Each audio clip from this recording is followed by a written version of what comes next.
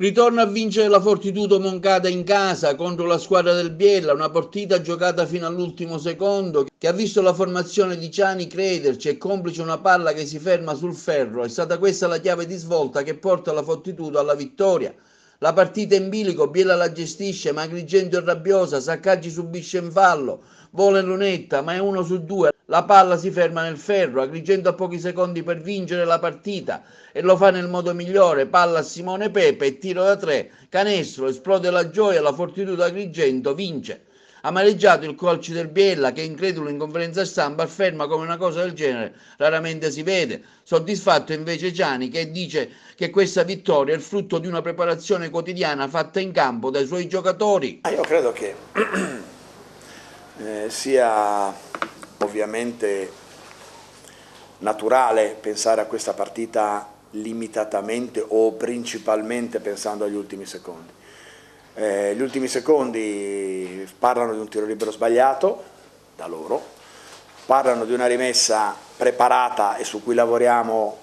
perché non è che poi durante la settimana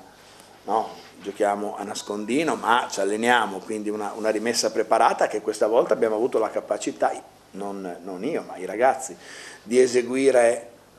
in maniera precisa, con le tempistiche giuste, con i movimenti giusti e di liberare uno dei nostri terminali da 3 punti principali completamente da solo. Poi, com'è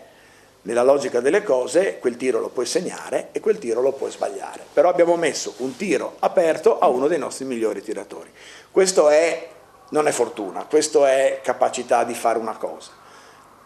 Un pizzico di fortuna è che quel tiro lo puoi sbagliare, lo puoi segnare, l'abbiamo segnato e siamo andati in vantaggio a 3 secondi e mezzo, 4 secondi dalla fine abbiamo vinto la partita. Però ecco, questo è l'ultimo flash, l'ultima istantanea di una partita che ha vissuto momenti di invece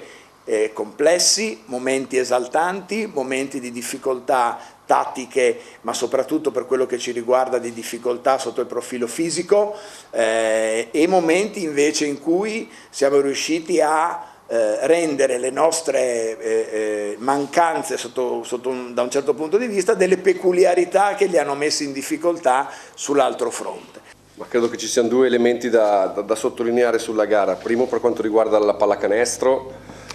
abbiamo approcciato la partita molto bene, penso che invece poi sui primi cambi abbiamo calato di intensità, calato di focus offensivo, quindi abbiamo smesso di giocare sui nostri punti di forza e li abbiamo messi in partita, e questo è stato l'errore più grave della gara, nel senso che abbiamo messo in partita tutta Agrigento,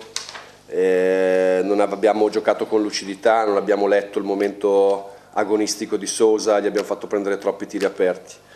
E questo credo che sia un errore su cui bisogna riflettere, perché poi la partita è una somma di punti e quei 13 punti più o meno regalati nei primi 2 quarti, poi giocandoci con attenzione contro nel terzo e quarto quarto ha fatto 0, se non mi ricordo male era già 13 nei primi 2. Credo che mai nella mia vita mi è successo di rilevare come un elemento di fortuna e sfortuna poi determina la vittoria e la sconfitta, perché penso che se quella palla di Saccaggi non si ferma sul ferro, cosa che non ricordo di aver mai visto un tiro libero che si ferma sul ferro,